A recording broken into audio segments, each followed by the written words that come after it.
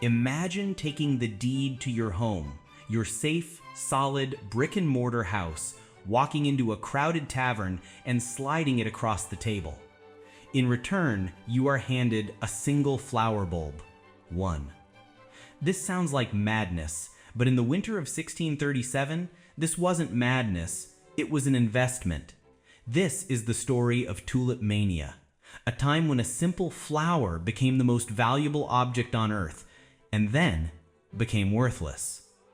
This is the first great financial crash, and it tells us more about ourselves than we might be comfortable with. Our story starts in the Dutch Golden Age, the 1630s. The Netherlands was the richest trading empire in the world, and new money loves to show off. Their new favorite status symbol? The tulip. It was an exotic luxury imported from the Ottoman Empire, but the most prized of all were the broken tulips. A virus created spectacular flaming streaks of color on their petals. They were rare, they were unpredictable, they were living art. The most famous was the Semper Augustus, the king of all tulips. At first, this was a gentleman's hobby. Rich connoisseurs traded bulbs for high but stable prices. But then, the speculators arrived. They didn't see a flower, they saw an asset whose price only ever seemed to go up. And so, the fever began. It wasn't just the rich anymore, it was everyone. Shopkeepers, weavers, farmers, all saw their neighbors getting rich. This flower was a lottery ticket. People began selling their businesses, their land, their life savings, all to buy a single bulb. They were terrified of missing out.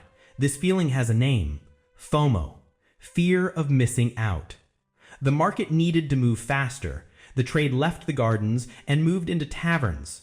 And because the real bulbs were in the ground, people began trading paper. They called it windhandel, or wind trade. It was the world's first futures market. Imagine, I sell you a promise for a bulb I'll deliver in 6 months. You, believing the price will double, buy that contract, then you sell that same piece of paper to the man next to you for a profit. All within an hour. No flower has changed hands, just promises. This poured gasoline on the fire.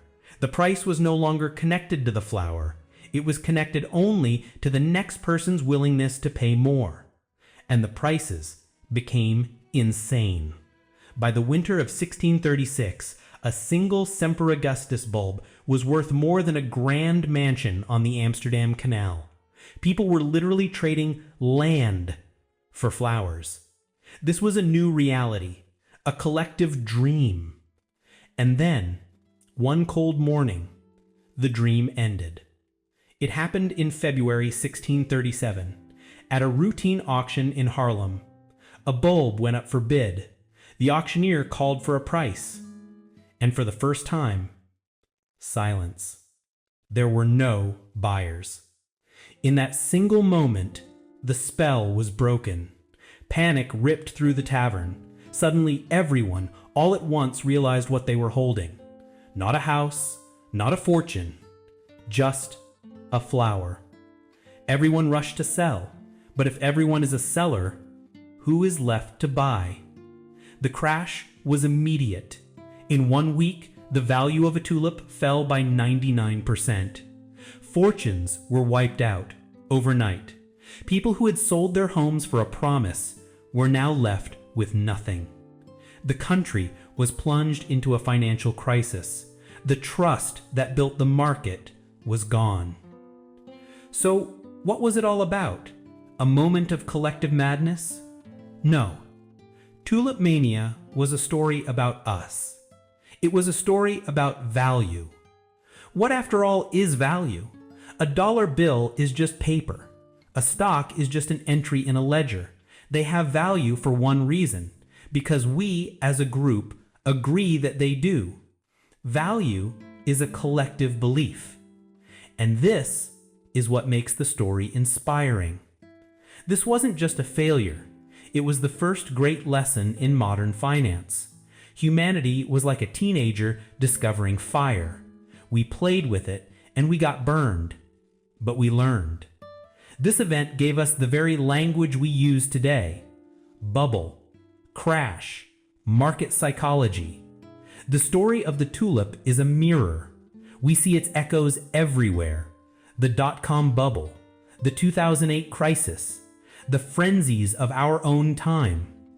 Each generation looks back and laughs at the Dutch for trading houses for flowers. We think, we're smarter now, we're more rational. And yet, we are still driven by that same powerful human cocktail of hope, greed, and the agonizing fear of missing out. The story of Tulip Mania doesn't just show us our capacity for greed, it shows us our incredible, powerful, and sometimes dangerous ability to create value out of thin air, simply by believing in it. The real question, then, is not why did they think a flower was so valuable? The real question is, what is our tulip?